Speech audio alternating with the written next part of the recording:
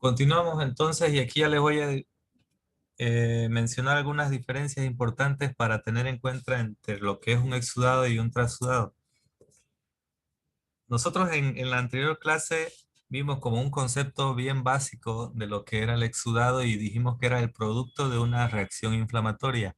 De manera que siempre que detectemos un exudado en el animal, vamos a saber que se debe a una reacción inflamatoria y habrá que descubrir a qué, si es infecciosa, si es no infecciosa, si es neoplásica o dependiendo cuál sea la causa de esa inflamación, de lo que nos esté dando el exudado. ¿Cuándo se aplica este concepto de diferencia entre exudado y trasudado? Cuando existen los derrames. ¿Recuerdan qué son los derrames? Dijimos que eran edemas que se formaban en las cavidades corporales, como el derrame en cavidad torácica que se llama hidrotórax, el derrame en cavidad peritoneal que le llamamos hidroperitoneo o ascitis, el derrame en cavidad, o bueno, en saco pericárdico, ¿no? Que se llama hidropericardio. Y cuando tenemos esos líquidos ahí, eso nosotros lo conocemos como edema. Hasta ahí no creo que haya ninguna confusión. Lo que ya tenemos que determinar en ese animal es que si ese edema que hay en esas cavidades se corresponde a un exudado o a un trasudado. Dicho de otra forma, si esa acumulación de líquido se debe a una causa inflamatoria o se debe a un trastorno circulatorio. Porque ambos van a presentar la misma signología que va a ser el edema o el derrame en la cavidad. Sin embargo, la causa va a ser diferente y por eso es importante diferenciar cuando nos encontramos nosotros con esos edemas en cavidades o con esos derrames, determinar si se corresponde, si ese edema o si ese líquido se corresponde a un exudado o si se va a corresponder a un trasudado. Y tenemos aquí algunas características que son medibles a partir del líquido que nosotros podamos extraer. Se puede punzar la cavidad peritoneal con un cráter o con una aguja y retirar un poco de líquido y ese líquido analizarlo en un laboratorio.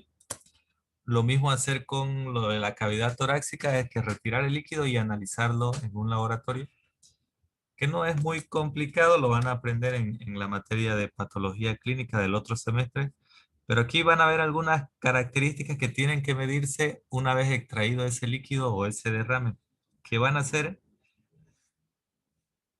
el contenido de proteína, la cantidad de células inflamatorias y si hay o no presencia de bacterias. Eso va a ser lo que va a marcar la diferencia entre un exudado o un trasudado, porque las bacterias o los virus o las células neoplásicas a veces no suelen verse, pero si nosotros encontramos abundante proteínas y células inflamatorias, eso nos va a indicar que la causa viene a ser un proceso inflamatorio.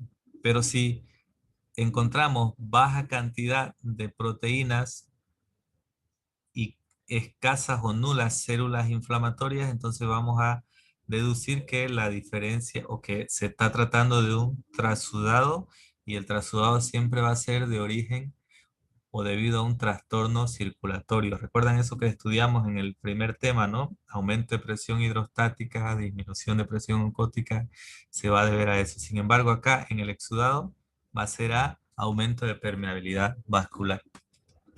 Esas van a ser las diferencias, ¿no? La principal diferencia es la causa. En el exudado va a ser inflamatoria y en el trasudado va a ser un trastorno circulatorio, que fue lo que estudiamos en el primer tema.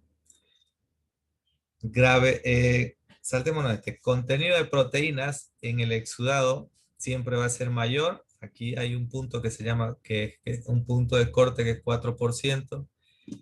Y en el trasudado siempre va a ser menor al 3% de proteína. La coagulación va a ser frecuente en el exudado porque una de las proteínas más abundantes es la fibrina y la fibrina siempre tiende a coagular o a formar coágulos, ¿no? Aglutinaciones. Y en el trasudado, como va a tener escasas proteínas, la coagulación va a ser rara. Células inflamatorias siempre van a estar en un exudado, siempre van a haber las células inflamatorias, sea por lo regular van a ser abundantes, ya, pero hasta pueden ser no tanto, sin embargo, si hay, ya nos orientamos por o nos dirigimos a que se trate a un exudado. Y cuando son escasas o no hay ninguna, ya va a ser un trasudado. Bacterias, hongos o microorganismos, resumámoslo así, microorganismos, lo más frecuente que sean bacterias, pero microorganismos van a ser frecuentes de observar en un exudado y no van a haber en un trasudado. Definitivamente no tienen que haber ningún microorganismo en un trasudado porque el problema es un trastorno circulatorio, un problema de presiones. Y aquí un aumento de permeabilidad. ¿Les queda claro la diferencia entre exudado y trasudado? ¿Tienen alguna duda o pregunta?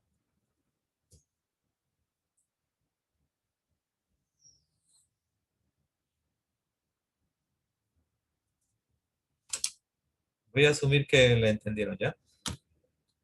Acá hay un gráfico para entender un poco mejor esa diferencia entre exudado y trasudado. Cuando tenemos acá el capilar normal, una presión hidrostática, una presión hidrostática que es la que hace que el líquido salga, una presión oncótica que reintroduce el líquido al capilar y esto continúa su ciclo.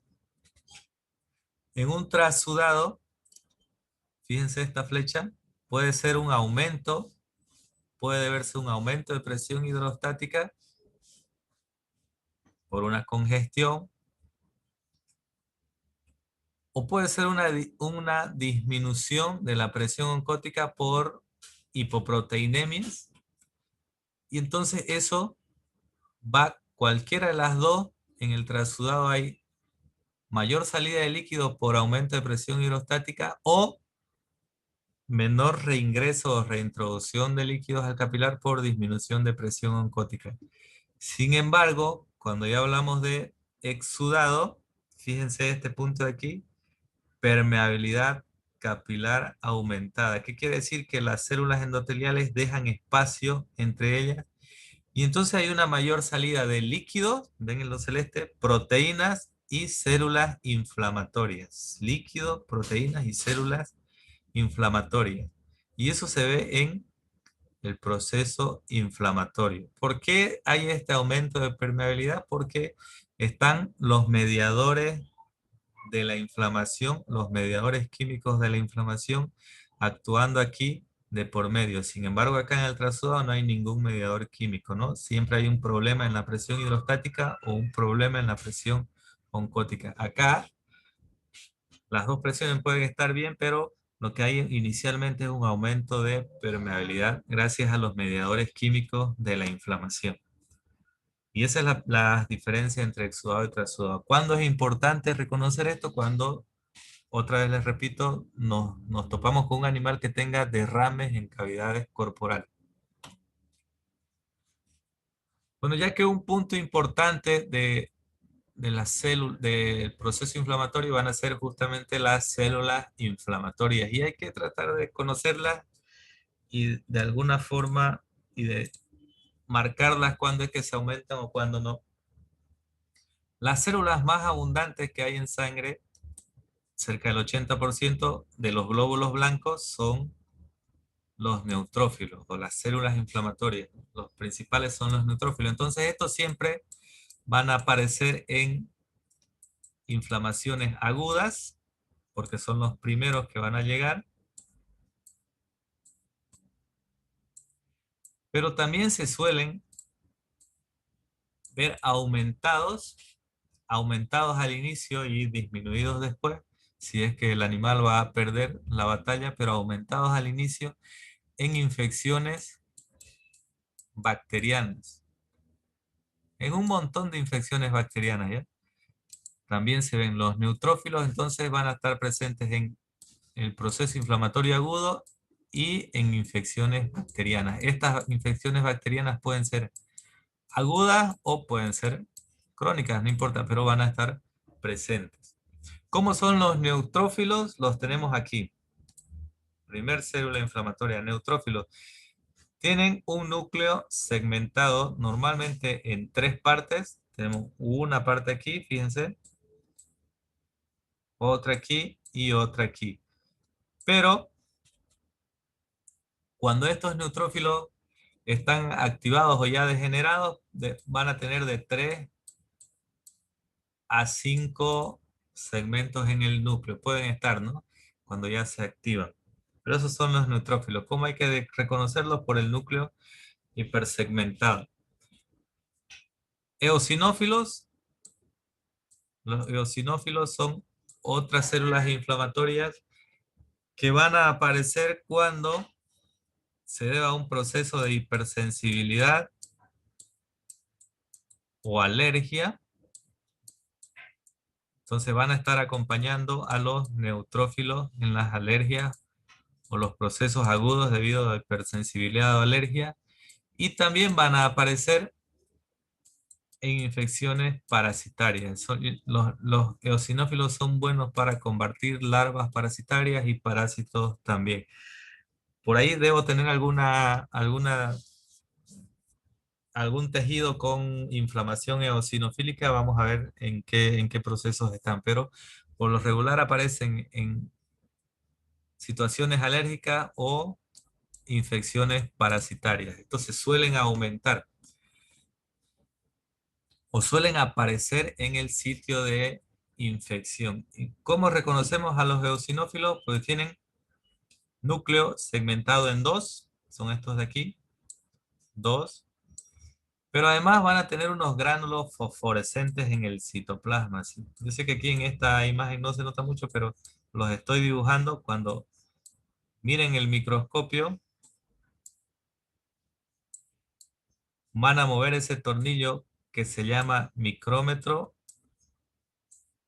que es para dar nitidez a la visión del microscopio, y van a refractar estos gránulos de un color anaranjado, rojo, bien fosforescente en el citoplasma del eosinófilo. ¿Ya? Cuando también suelen acompañar estos eosinófilos, van a aparecer acompañando a los mastocitos. Después tenemos basófilos y mastocitos, que no suelen aumentarse mucho en los procesos inflamatorios, no es que estén en gran cantidad o en abundancia, simplemente estos van a ser productores de mediadores químicos de la inflamación. Ya vimos, ¿no?, cuáles sus compañeras también expusieron. Tenemos aquí histaminas, leucotrienos y otros mediadores químicos como la serotonina, decía la diapositiva. Entonces ellos no suelen estar exacerbados en el proceso inflamatorio. Suele verse ocasionalmente uno, dos, tres, cuatro por ahí, pero su función es liberar mediadores químicos. ¿Y cómo lo reconocemos? Porque tiene un citoplasma bien circular y también, al igual que el eosinófilo, va a tener gránulos en el citoplasma, pero los gránulos de este mastocito van a ser púrpuras.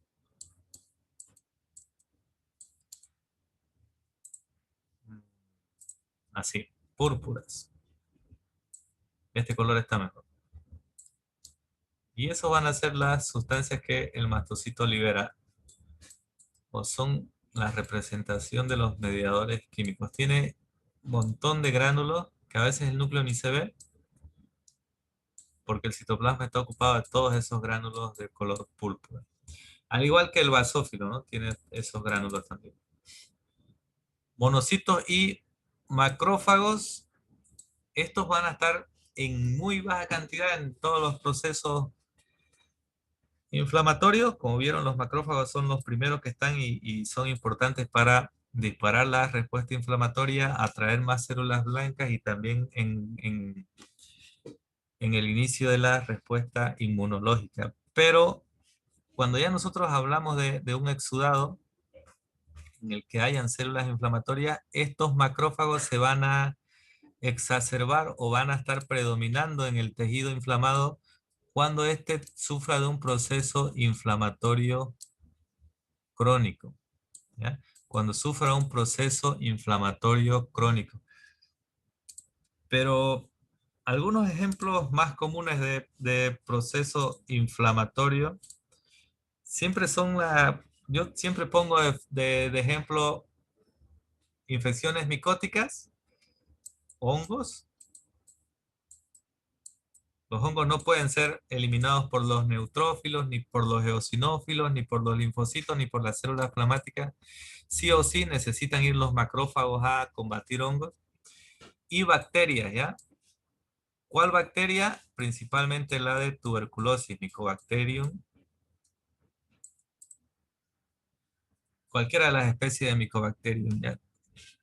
Pueden, ya les voy a mostrar unas imágenes, pero cuando haya hongos o bacterias como el Mycobacterium, que son característicos de infecciones crónicas. Ahí en el tejido van a predominar los macrófagos. Linfocitos y células plasmáticas igual van a estar presentes en inflamaciones crónicas. Pero los linfocitos, principalmente las células plasmáticas y los linfocitos, bueno, las células plasmáticas, van a estar en procesos inflamatorios crónicos. Aquí no hay un macrófago, ¿no? A ver, el macrófago, ya les muestro, a ver, es una célula del doble del tamaño de estas otras de aquí. Tiene un núcleo irregular y un citoplasma también bien irregular. Entonces, eso sería una representación de macrófago. Puede tener vacuolas claras, transparentes. Esto sería un macrófago.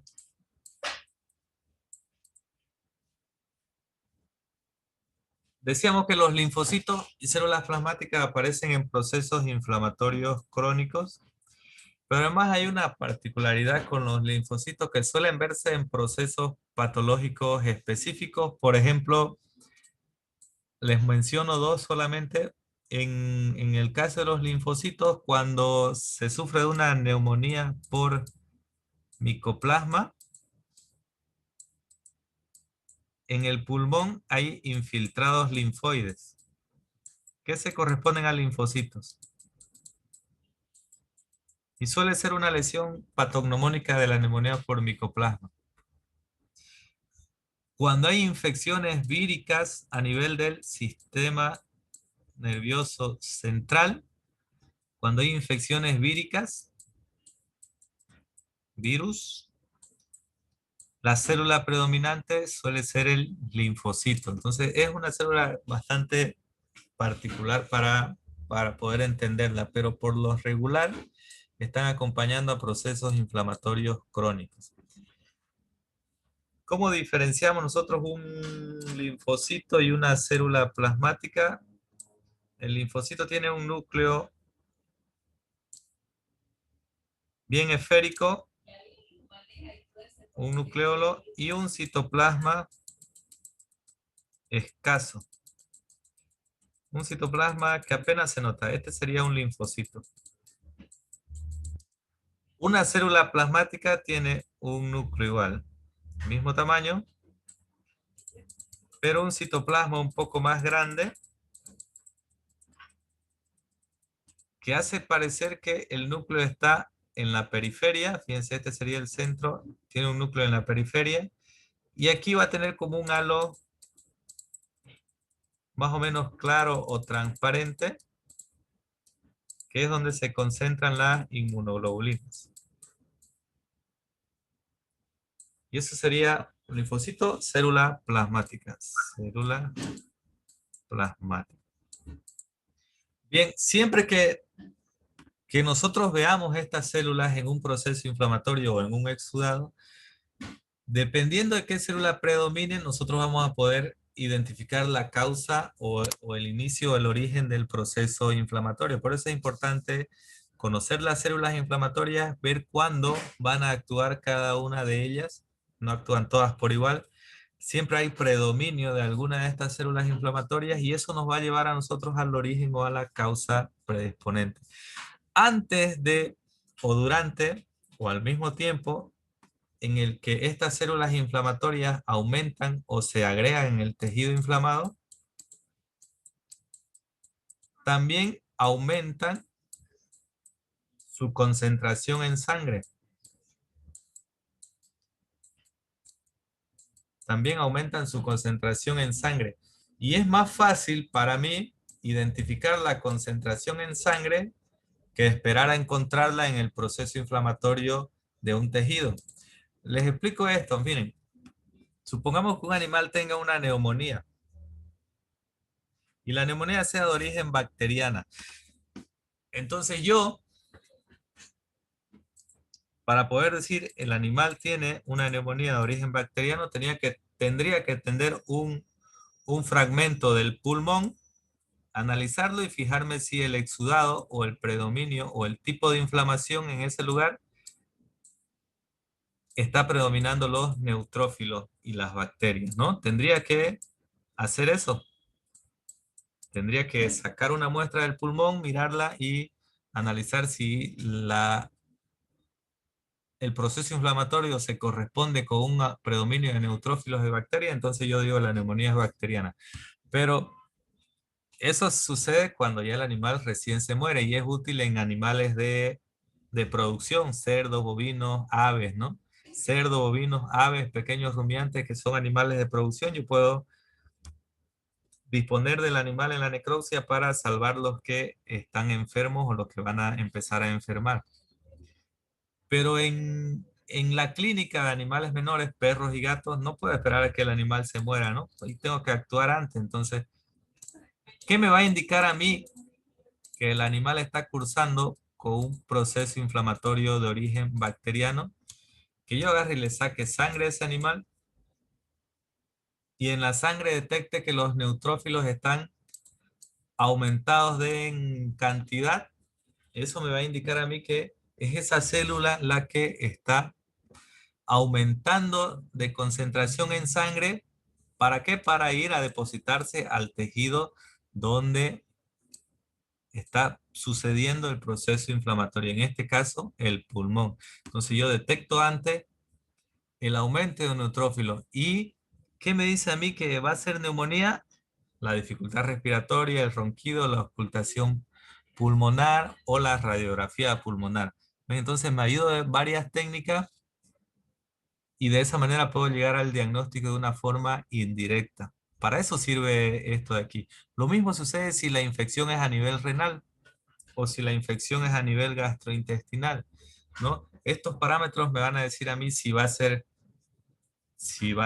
bacteriano, si el proceso va a ser parasitario alérgico, si por ahí es un proceso inflamatorio crónico o si un proceso vírico por el leucograma de los linfocitos. Todo eso lo puedo yo detectar en sangre, porque antes de que estos aumenten de concentración en el tejido, van a estar aumentados en sangre, porque la médula ósea, que es donde se producen, va a alargar células. ¿A dónde va a alargar? A la sangre primero. Y de la sangre, gracias a los vasos sanguíneos, la va a llevar al lugar de la inflamación. Entonces, para eso es que esto de aquí resulta útil. ¿Alguna duda sobre eso?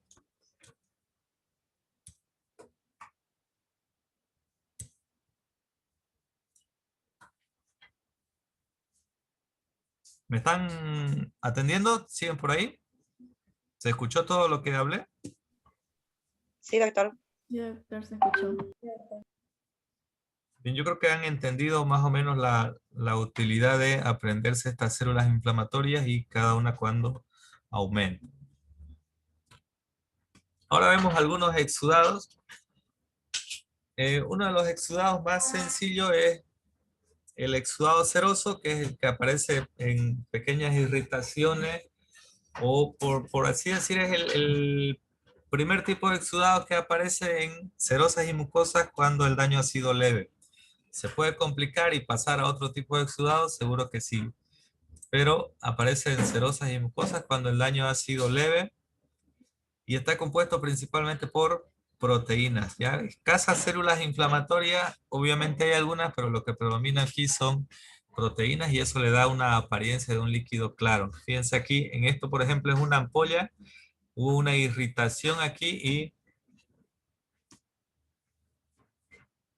y se formó el líquido o el exudado aquí en este proceso. Lo mismo sucede en algunas infecciones víricas que cursan con ampollas o aftas, por ejemplo, en cavidad oral, como la fiebre aftosa, inicia con aftas y es exactamente un exudado seroso. Se observa, bueno ya, uno de los más sencillos, cuando se vuelve un poco más denso, se puede decir que es catarral o mucoso y también aparecen membranas mucosas principalmente del tracto reproductivo y del tracto respiratorio, como pueden ver en esta imagen, tiene un exudado catarral o mucoso. ¿Qué indica esto? Si aparece goteando de las fosas nasales o de alguna otra orificio natural, que indica el inicio de una inflamación, ¿no? O de un proceso inflamatorio. Puede ser bacteriano o vírico, pero eso está indicando, es un exudado catarral o mucoso y predominan también proteínas y neutrófilos. En todos estos procesos, ¿no? Sinusitis, rinitis, bronquitis, endometritis, enteritis. Luego viene otro que es importante y es el exudado fibrinoso. Por estas partes de aquí, que ven cómo forma una red o se coagula, eso corresponde a un exudado fibrinoso y aquí tenemos líquido. Y todo esto negro es el compromiso pulmonar. ¿Qué hay en el exudado fibrinoso? Lo que va a predominar va a ser la proteína y la principal va a ser la fibrina. Por eso es exudado fibrinoso, ¿no? Fibrina. Entonces analizamos aquí alto contenido de proteínas, la principal fibrina, esto se puede coagular y todo eso.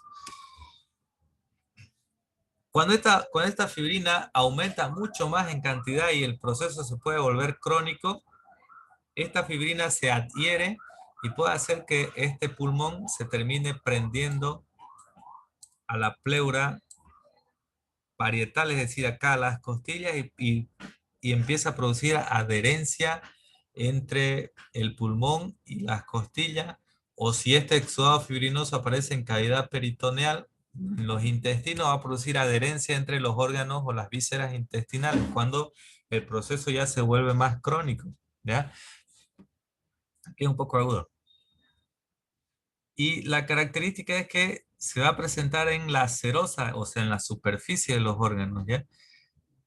Pueden ser en los pulmones, en los intestinos, en el caso de los intestinos, que es el peritoneo, la pleura, las meninges, donde hay un proceso inflamatorio en el que se exacerbe la permeabilidad vascular, va a haber una concentración más de proteína, la principal la fibrina, y eso puede producir adherencia o una tonalidad blanquecina en la superficie de los órganos, eso es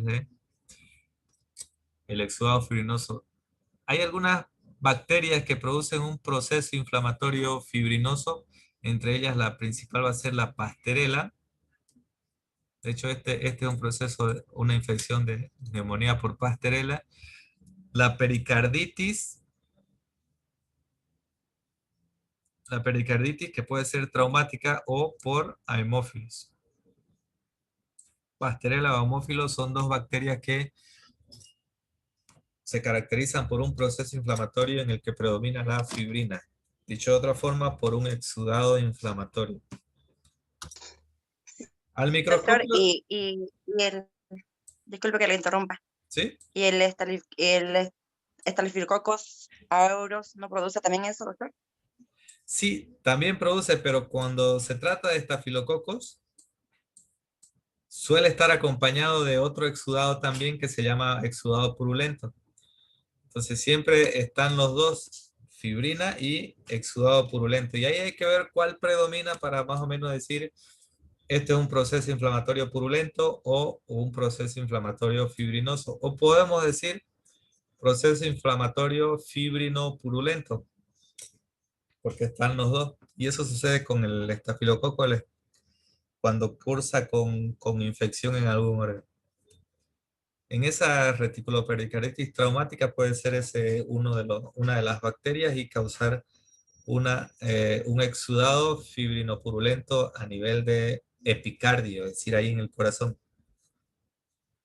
Cuando ya vemos al microscopio el pulmón, podemos ver estas redes así, que se corresponden a la proteína, que es la fibrina. Y se las ve como teñidas de rosado, como hilitos por ahí, por todas partes. ¿Ven?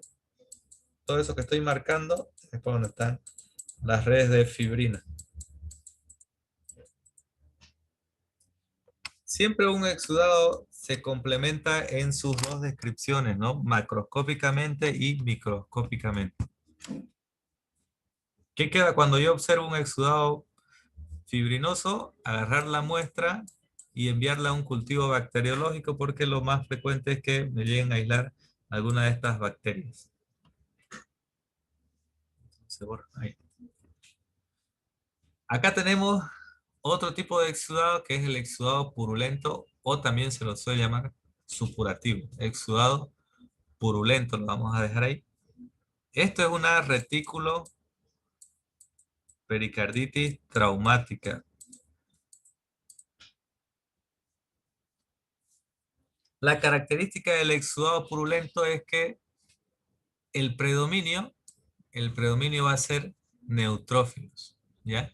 El predominio ahí va a ser neutrófilos. Yo agarro esto, lo veo en una tonalidad amarillenta, lo estudio al microscopio y veo que predominan los neutrófilos, entonces es un exudado purulento. Causa infecciones bacterianas. Puede estar acompañado también de muco purulento cuando sea un poco más líquido y un amarillo menos intenso, o fibrino purulento, como en este caso de aquí. Toda esta parte blanca que se ve aquí es fibrina y está ocupada también por neutrófilos. Entonces ahí se llama fibrino purulento. Casi siempre van los dos, ¿no? Fibrino purulento. Acá tenemos otro exudado purulento, en el que tenemos un encéfalo, un cerebro de un bovino, en el que estoy marcando aquí con la tijera yo, ya, acá se había hecho ya de noche, cortamos, no encontramos ninguna alteración en todos los órganos de la vaca. Era una vaca que presentaba signos nerviosos, es decir, se echaba, pedaleaba, signo de pedaleo o pataleo, como se dice, epistótonos, que es cuando vuelcan el cuello, la cabeza hacia atrás, también caída de una oreja, se le cayó un lado de una oreja, se cae y la otra permanece normal. Eso indica que hay un proceso inflamatorio a nivel de encéfalo, entonces nosotros cortamos y notamos toda esta parte amarillenta de aquí, en la que hay un predominio de este material amarillento que se corresponde con el exudado purulento. Siempre hay infecciones bacterianas, ¿no? En este hicimos cultivos, se aislaron algunas bacterias y el tratamiento aquí hubiese sido antibiótico. Si le hubiéramos hecho un hemograma a esta vaca antes, seguramente que en el hemograma hubiéramos detectado qué células se detectarían en el hemograma de esta vaca. Si es que le sacamos sangre y le hacemos un recuento de los glóbulos blancos en sangre, si el exudado es purulento, Neutrófilo, doctor. neutrófilos, ¿no? Los neutrófilos van a estar elevados en sangre. Eso nos va a indicar que hay una infección bacteriana en algún órgano. Y ya nosotros, como buenos clínicos, tenemos que identificar en qué órgano, dependiendo de los signos clínicos del animal. Por ejemplo, en esta vaca, ella presentó caída de una de las orejas, es decir, eso indica que se dañan algunos de los nervios de los pares craneales, uno, y una de las orejas se cae y la otra permanece normal con movimiento y pierde la sensibilidad o los movimientos en la otra. Eso indica un daño a nivel nervioso. Y ya después los temblores, la caída del animal, el decúbito lateral y el pataleo o pedaleo por las ganas de pararse, sumado al epistótomo, que es cuando ellos curvan la cabeza hacia atrás, eso indica sintomatología nerviosa, ¿no? Si nosotros detectamos los neutrófilos elevados en sangre y el animal estira el cuello, le cuesta respirar, está medio arqueado, entonces de seguro que el problema no va a estar en cerebro, va a estar en pulmón o el corazón. Y así podemos nosotros ya ir conociendo los diferentes signos clínicos dependiendo de qué órgano sea el que se afecte. Van a ser diferentes signos clínicos cuando el intestino esté alterado o afectado por una infección bacteriana. De seguramente van a haber diarrea, diarrea blanca, diarrea verde, diarrea con sangre. Depende de la bacteria. Si es renal, también serán otros los signos clínicos, pero lo que nos va a indicar a nosotros o ayudar es que esos neutrófilos se aumentan en sangre porque van a ir a depositarse, en este caso, al encéfalo, las meninges, y ese va a ser la lesión que a nosotros nos va a indicar que aquí hay una infección bacteriana. Tenemos que agarrar esto, mandar a un cultivo e identificar la bacteria para poder tratar de nuevo cuando otro animal se presente con los mismos problemas. ¿Cómo se llama esta alteración de acuerdo a la nomenclatura de la inflamación? Me olvidé, tenía que mencionarles eso para ir repasando. Lo que está afectada aquí son las meninges con predominio de neutrófilos o exudado purulento. ¿Cómo se llama esto? En términos técnicos. Si yo le quiero comentar a otro colega o redactar el caso para publicarlo, ¿cómo llamo a esto? De acuerdo a la nomenclatura de la inflamación. A ver, alguien que se anime.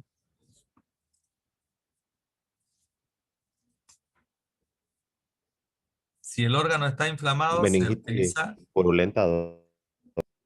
exactamente. ¿Cómo dijo de nuevo? Meningitis purulenta. Meningitis purulenta, ¿no? Entonces yo, hablando con otro colega, le digo, encontramos meningitis purulenta. Inmediatamente el otro colega, si conoce la misma terminología, y le va a preguntar, ¿hiciste cultivo bacteriológico? Sí, ¿qué bacterias aislaste? ¿Ve? Porque el purulento indica infección bacteriana. Y si esto yo lo estudio al microscopio y veo que está afectando meninges y cerebro, ¿cómo lo llamo?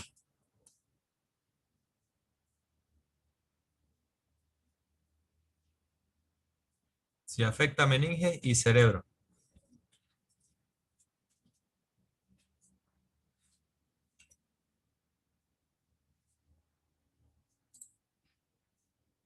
¿Nadie se anima?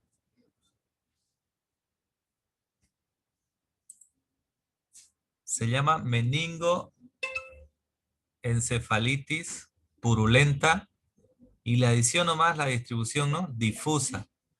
Meningoencefalitis purulenta difusa y si afecta a ambos hemisferios, bilateral. Listo. ¿Cómo le llamamos a esto de aquí? En términos técnicos, cuando el epicardio está o el pericardio está lleno de material purulento, ¿cómo se llama?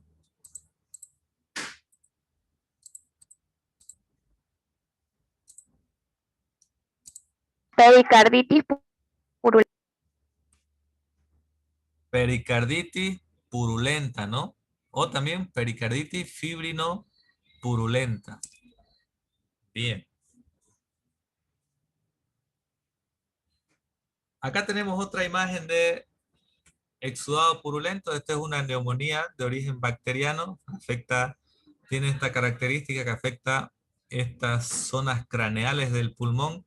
¿Y cómo las afecta? Porque las cambia de color, las vuelve a una tonalidad más oscura, un rojo vino intenso.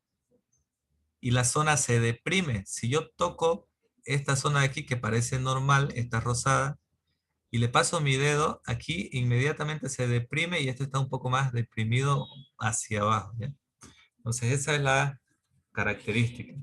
Yo corto esto y noto que hay exudado purulento o este líquido amarillo, ya yo sé que ese líquido amarillento, ese material amarillento va a ser exudado purulento. ¿Cómo se llama esto de aquí?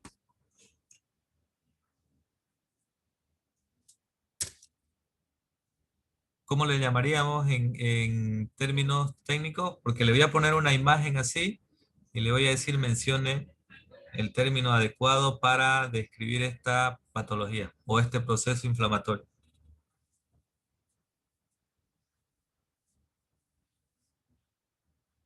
Bronconeumonía purulenta. Y si digo purulento, la causa va a ser bacteriana.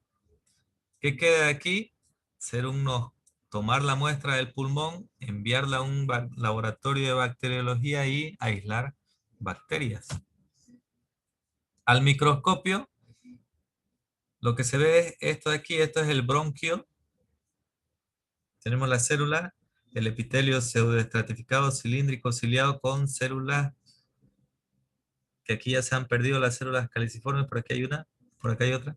Pero la luz de este bronquio, que es este de aquí, aquí le hicimos un corte, lo mandamos al microscopio y lo vemos que está ocupado por células polimorfonucleadas, que en otras palabras son neutrófilos. ¿Ya? Todos los neutrófilos ocupando la luz del bronquio y impidiendo el paso del aire. ¿Ya?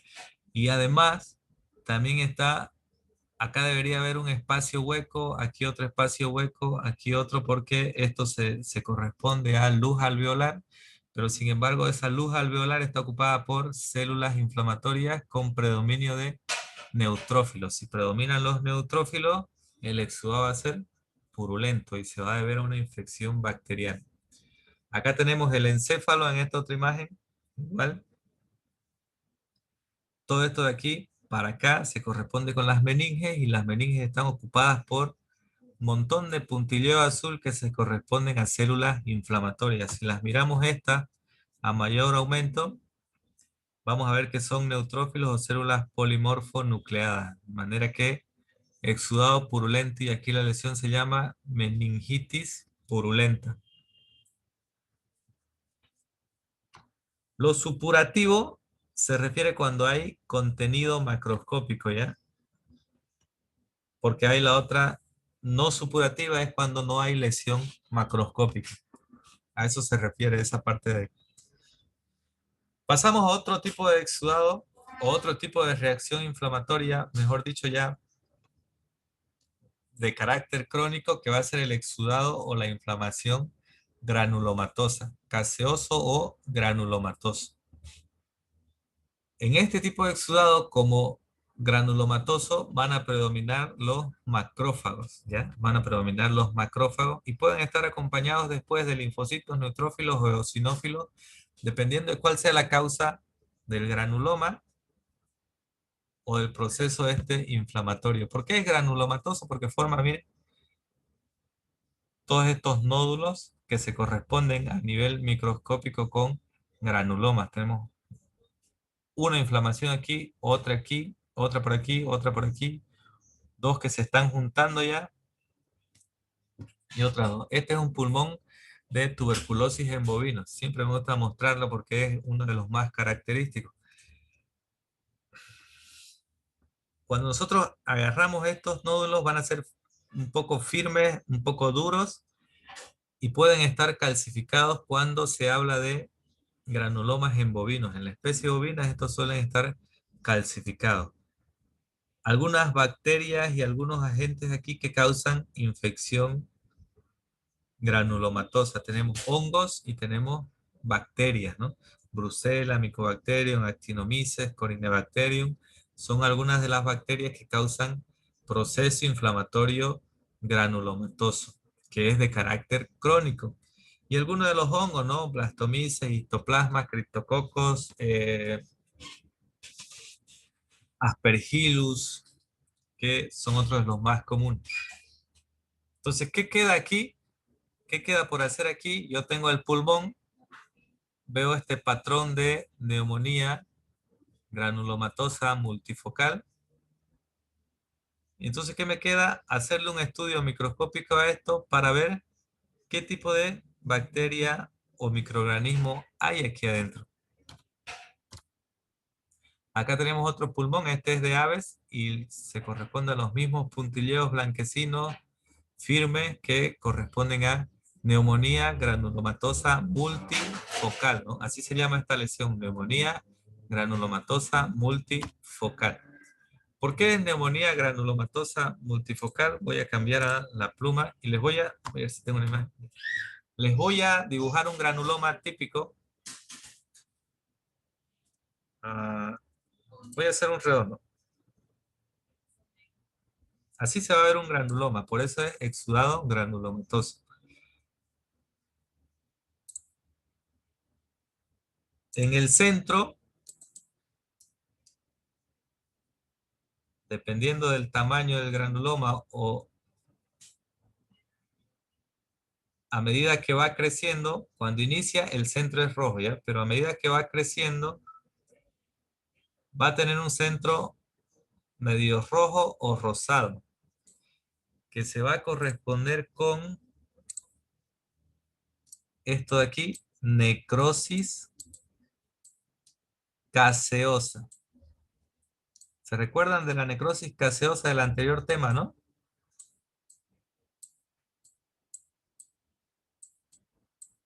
Necrosis caseosa. El centro del granuloma puede o no tener necrosis caseosa, pero a medida que va creciendo, sí o sí va a desarrollar necrosis caseosa en el centro.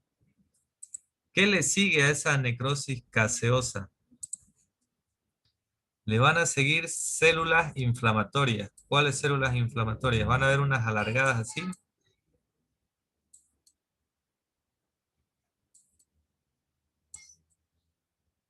Voy a dibujar solo el lado de la mitad. De acá para la izquierda. Van a ver estas células grandes, algunas alargadas, otras con núcleos medios redondos. Y esta capa se va a llamar macrófagos. También se les llama células epitelioides, porque se dice que se parecen un poco a células epiteliales, pero se corresponden a macrófagos activados, ¿ya? Células epitelioides. Pueden ser monocitos, si es que también quieren, no hay problema, pero van a ser macrófagos. ¿Qué más le sigue al granuloma?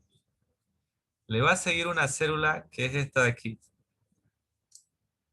en el que varios macrófagos se unen y van a formar una célula multinucleada, es decir, que puede tener 5, 6, 10, 20 núcleos, los que se puedan unir.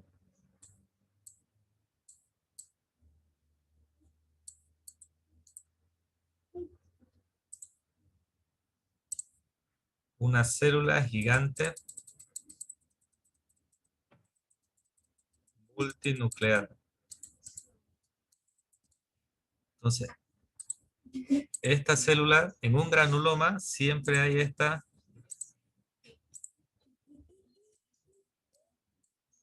célula gigante multinucleada. Célula gigante multinucleada, que son más que macrófagos fusionados entre sí para poder fagocitar al microorganismo que está en ese lugar. Y si nosotros hacemos una tinción especial o algo, normalmente dentro de esta célula va a estar el microorganismo. Si es un bacilo de Mycobacterium, va a ser una estructura alargadita, ¿no? Si es un hongo, de seguro que vamos a ver las hifas o las esporas ahí adentro. Pero normalmente conserva el agente etiológico en esta célula inflamatoria multinuclear. Y después, ¿qué más hay? Le sigue otra capa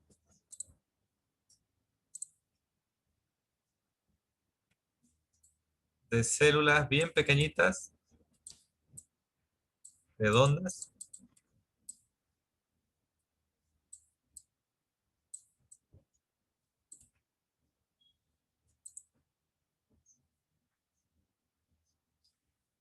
A ver, con este. Sigue otra capa de células redondas, bien pequeñas. Esto rodea así todo el granuloma. ¿Qué van a hacer los linfocitos?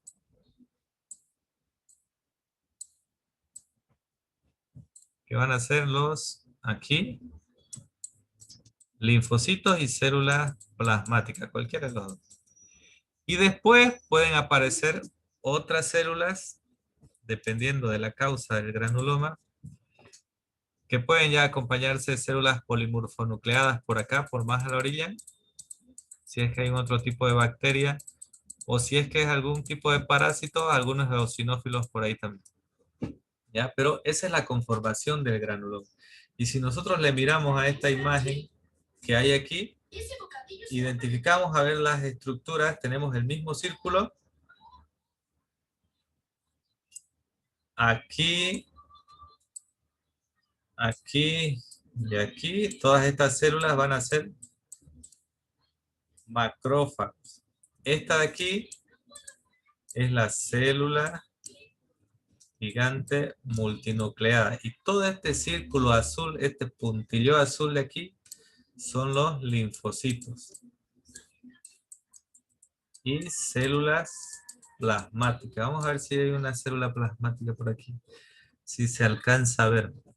Bueno, va a ser difícil, pero regularmente sí siempre están también. Entonces esa es la conformación de un granuloma, ¿ya? Al microscopio identificamos esto y ya nosotros empezamos a buscar la causa. ¿Alguna duda aquí en esto del granuloma? Ninguna, ¿no? Fíjense, este es un perro. Bueno, son dos perros. Este tiene un nodulito aquí en la trufa y en la oreja tiene un nódulo, dos, tres. Dermatitis nodular, ¿no? Dermatitis nodular. Hicimos biopsia de estos de aquí y de estos de acá. Y en el microscopio identificamos también dermatitis nodular granulomatosa. Fíjense el granuloma aquí. Lo mismo que les mostré en la anterior imagen, solo que a menor aumento. Tenemos un centro ocupado por macrófagos. Aquí no se alcanza a ver una célula gigante, pero tal vez por aquí. Macrófago y el puntillo azul de linfocitos. Eso es el granuloma. Viendo esto, hicimos tinción para hongo y para bacteria y ya detectamos estas de aquí, que son los bacilos, alcohol, ácidos resistentes, o también llamados micobacterium, ¿no? Y este es un micobacterium que causa una dermatitis por micobacterium. Granuloma leproide, le dicen. Un micobacterium que afecta la piel y empieza también a producir necrosis en la piel. Pero de esa manera es como se llega al diagnóstico. Acá tenemos otro corte. Fíjense, el corte está medio mal en el microscopio. No alcanzamos a ver la forma del granuloma, pero sí vemos esta célula gigante multinucleada. Aquí hay una. Aquí hay otra célula gigante multinucleada. Acá hay otra. Aquí hay otra. Aquí hay otra. Y acá hay otra. Y vamos a ver, seguimos viendo. Esto de aquí tal vez sea otra. Y siempre acompañando ese puntillo azul, ¿lo ven? Este puntillo azul que van a ser los linfocitos. Por el corte que hicimos, la forma en que posicionamos el órgano, la piel, es que el corte no sale así, pero se alcanza a ver las células gigantes y los linfocitos. Entonces una dermatitis granulomatosa. Esto se llama dermatitis granulomatosa. Y cuando tenemos esto, nosotros hacemos tinción igual para hongos y para micobacterias. La tinción para micobacterias ya ustedes saben que es 100 Nielsen, ¿no?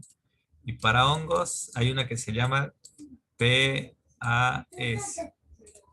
En este caso, resultó positiva a un hongo. Fíjense, esta es una célula gigante multinucleada. ¿La ven? Tiene 1, 2, 3, 4, 5, 6, 7, 8, 9, 10, 11, 12, 13, 14, 15 núcleos y todo esto es su citoplasma. 15 núcleos y han logrado fagocitar una espora de un hongo. ¿Ven? Esa es la espora del hongo. Acá hay otra espora de otro hongo que es el mismo. Y los linfocitos por ahí. Entonces de esa manera llegamos también a que esta dermatitis granulomatosa por infección micótica, tratamientos diferentes. Misma lesión, diferente agente etiológico y tratamiento, por consiguiente, tratamiento diferente. Y hay un tipo de inflamación al que le llamamos, vamos a borrar esto de exudado, a ver, al que le llamamos inflamación no supurativa, que es porque no va a dejar una lesión macroscópica y es el caso de cuando predominan los linfocitos. Cuando predominan los linfocitos, principalmente a nivel del sistema nervioso central, cerebro, cerebelo y médula espinal, eso es lo que abarca el sistema nervioso central. Se dice que la infección es de origen viral. Y lo que se ve es un acúmulo de linfocitos en vasos sanguíneos, que es alrededor de vasos sanguíneos. Este es un corte de médula espinal. Tenemos aquí un vaso sanguíneo que está ocupado por glóbulos rojos, pues es un vaso sanguíneo. Y alrededor van saliendo de él, por el proceso inflamatorio, por eso que ya estudiamos anteriormente, van saliendo linfocitos o células mononucleadas, porque tienen un solo núcleo, son linfocitos. Y cuando se acomodan estos linfocitos alrededor del vaso sanguíneo, se dice que el proceso inflamatorio es de origen viral.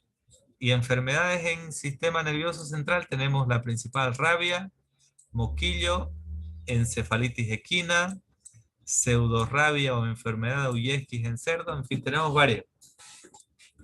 Y solo es visible a nivel microscópico, es decir, por eso es inflamación no supurativa, que es visible a nivel microscópico solamente. Y se suele ver así los linfocitos abandonando el vaso sanguíneo y acomodándose alrededor de él. Por ese proceso que ya vimos nosotros, esa marginación y esa migración de las células blancas. Fíjense aquí en este ternero no encontramos ninguna lesión en los órganos, ni en el encéfalo. Abrimos encéfalo y tampoco hay ninguna alteración. Esto, todo lo que se ve aquí es normal. Aquí está cerebro, cerebelo y médula espinal. Entonces tomamos muestras para estudio microscópico de esta parte y de esta parte. La estudiamos al microscopio y empezamos a ver, ¿no? Un vaso sanguíneo ocupado por glóbulos rojos y plasma, que es esto rosado de aquí, y células mononucleadas o linfocitos acomodándose alrededor del vaso sanguíneo. Esto nos indica infección vírica en sistema nervioso central. Y ya esto de acá es una lesión patognomónica de rabia que tenía ese ternero. Esta es la célula de Purkinje. Tenemos aquí el núcleo de la célula de Purkinje y esto de aquí, lo resalto, eso es un corpúsculo de inclusión. ¿Se recuerdan, no? ¿Qué eran los corpúsculos de inclusión? Son restos de proteína viral.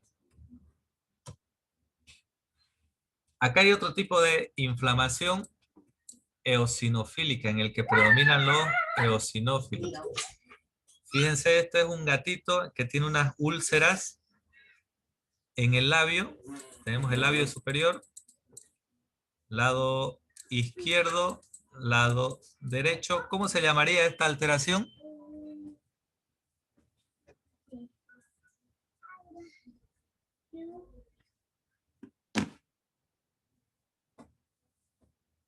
Podríamos decir dermatitis ulcerativa bilateral, ¿no? ¿Por qué? Porque forma úlceras. Y ya cuando estudiamos a nivel microscopio, este es el fragmento de biopsia que sacamos,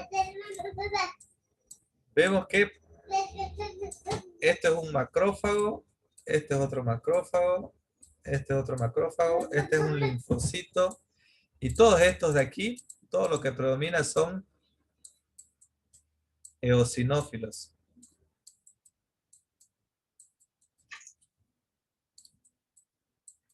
Son eosinófilos. ¿Ya? Entonces los eosinófilos dijimos que iban a aparecer en respuesta a parásitos, procesos alérgicos o anafilácticos, en intoxicación por sal en cerdos, se da muy rara vez también.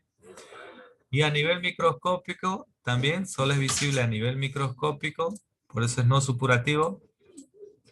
Y se suele ver predominio de eosinófilos. Los eosinófilos son estas células que tienen el núcleo dividido en dos, fíjense esta de aquí, tiene el núcleo dividido en dos, y un citoplasma que si nosotros movemos el micrométrico, resalta por contener varias granulaciones de un color bien intenso.